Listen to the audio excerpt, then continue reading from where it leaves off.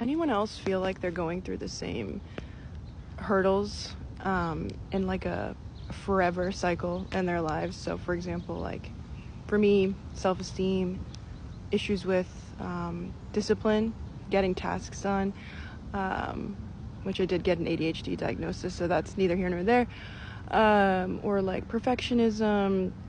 You feel like you make strides to improve these things, but then they kind of come back again, either in new forms or in new ways that you have to deal with it. It's like this eternal cycle. I am at this stage in my life, I'm 30 now, where I've made so many improvements, but there are just certain things that have come up so many times in my life that I'm still working through all the time, and they're like the core 5, I'll call them, or like for me there's like 5 of them. But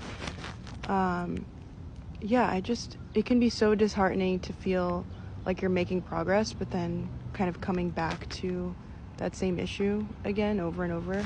So like, for example, I'm having one of those moments right now where, sorry if you can't see very well, that I just feel like I've been here before. I've worked through this stuff before, and it's still there. And it sucks, and it can make you feel like you're not progressing, even though on paper you've made so many improvements. It can be really disheartening. And I speak a lot to this theme in an oracle deck that I'm creating called Spiral Alchemy. It's to do with these eternal cycles, spirals of hurdles.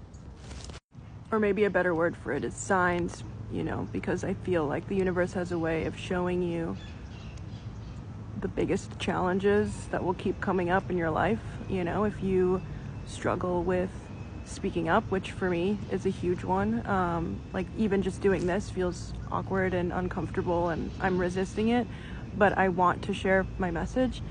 Why do you have that blockage? Where does that stem from? And maybe by addressing it and seeing what the root cause is the only way to start to chip away at that issue. And that's kind of what I'm striving to do with this deck.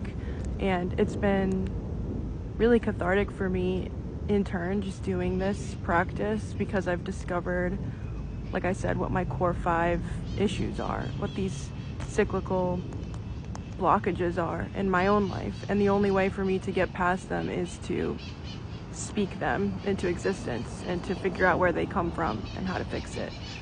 I think it's so important for people to talk about the ways they feel stuck, and how there's not always like clear cut solutions to that.